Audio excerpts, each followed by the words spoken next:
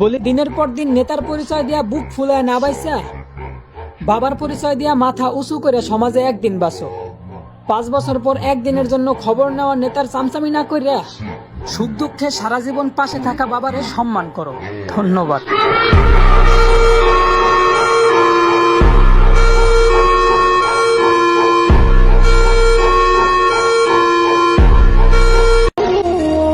তুই যে সব মার্কেটে ঈদের জামা কাপড় কিনতে যাস, আমরা প্রবাসীরা ওই সব মার্কেটে বাজার করতে যাই। তোর বাপেরা যে সব গাড়ি নিয়ে বিয়া করতে যায়, আমরা প্রবাসীরা ওই সব গাড়ি নিয়ে বাজার করতে যাই। বাতারে কামাই করে তাই লাগে না তোর বাতাস। মুখ সিরিয়াল আমু মাগি যদি প্রবাসী গো কামলা কঞ্চ দাস।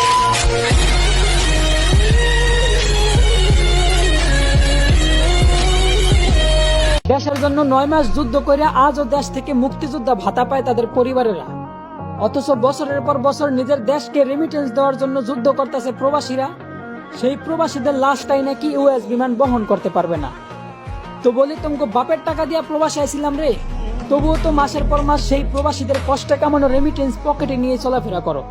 সব প্রবাসীরা মিল্লা যখন তোমাদের ওই ইউএস বিমান বয়কট করে দিমু, তখন দেখবো ঠোঙ্গার মতো খালি বিমান আকাশে ওরা কি করো। বলি জিন্দা প্রবাসীর কষ্টে কামানো রেমিটেন্স দিয়া বিমান তৈরি করিয়া আবার সেই বিমানেই প্রবাসীদের মৃতদেহটাই নিতে অস্বীকার করলা। বিষয়টা এমন হইল না যে সারা রাত নিজের ইজ্জত মানুষের কাছে বিলাইয়া আবার ভোর রাত্রে উজু করে নামাজে দাঁড়াইলা।